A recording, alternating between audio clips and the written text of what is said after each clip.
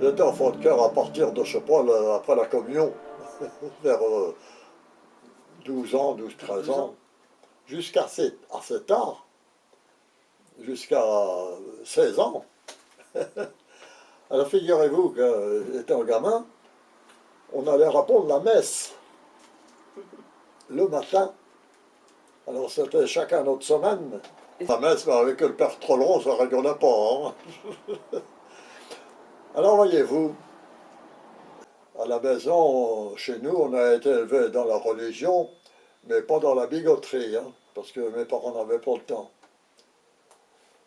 Mais bon, on allait à la messe, tout était parlé en latin, on n'y comprenait rien.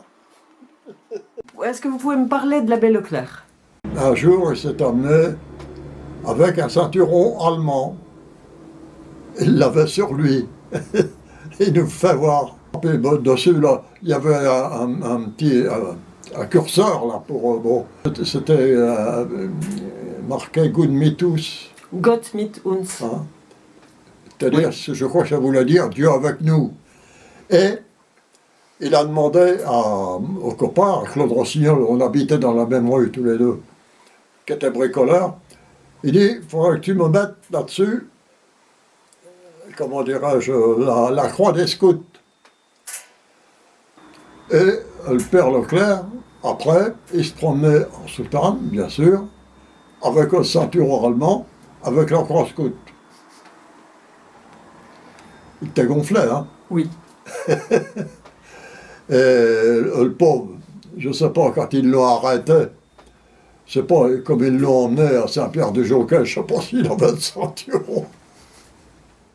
Il avait des skis. Il montait Sarlabo quand il y avait de la neige, bien sûr, comme on en avait assez souvent à cette époque-là, pendant la guerre, l'hiver. Et il grimpait au haut de Sarlabo jusqu'au chemin de Grang, et il redescendait par là, en ski.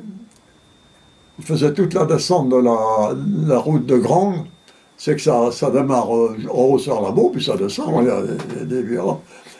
Et puis là, il n'y avait pas beaucoup de distractions pour les gamins à l'époque, pendant la guerre. Hein.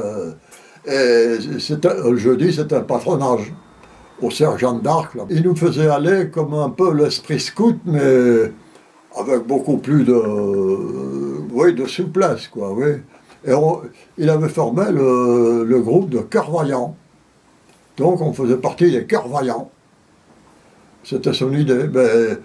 Mais il nous rassemblait, il nous faisait des réunions et tout, dans le cercle Jeanne d'Arc. Mais il s'occupait vraiment de nous. Mais il y avait un paquet de gamins, hein, mais vous le dire. Hein.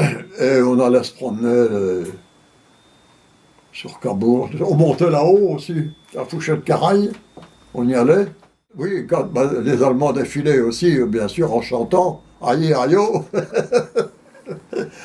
Et nous, effectivement, on les croisait, puis on chantait, puis ils nous disaient « Allez, chantez, hein, faut qu'on chante plus fort qu'eux. Hein. » Ah, mais pour ça, il était vraiment sympa. Hein, parce que, et un jour, il me dit « Mais qu'est-ce que tu penses faire plus tard, toi ?» Je voulais faire de la mécanique en aviation. Ah bon? Ah bon. Alors je lui ai dit, bien, il tentait le terrain. Il me dit, oui, ben c'est bien. Ben, il me dit, mais, vous allez rien. Pourquoi tu ne veux pas faire de la mécanique des armes? Pourquoi tu ne veux pas être prêtre? Ah, je dis non. J'ai dit non, non, pas du tout. Ah bon, ah bon, bon. Et il n'a pas, non mais il n'a pas insisté, hein, il n'a pas insisté du tout, mais il tentait le terrain, quoi. Est-ce que vous saviez qu'il cachait des Anglais? Eh ben, c'est-à-dire, je vous dis, nous, avec mes parents puis ma soeur, on couchait chez Manoury, là, bon, oui. Bref. Et on a fait connaissance des Anglais à un moment. Et à ce moment-là, oui, M. Manoury nous l'avait dit qu'ils étaient allés, je ne sais plus si c'était ceux-là ou d'autres, dans le clocher. Le vicaire, là, l'abbé Leclerc, il les avait planqués dans le clocher, de connivence avec le père Trollon. Parce que le père Trollon aussi, c'était un solide aussi, lui. Hein. Et malheureusement, ben, il a été pris comme les autres, quoi, bien sûr. Il s'est fait piquer par les Allemands là, au moment de la rafle du cottage, quoi, bien sûr. Quoi.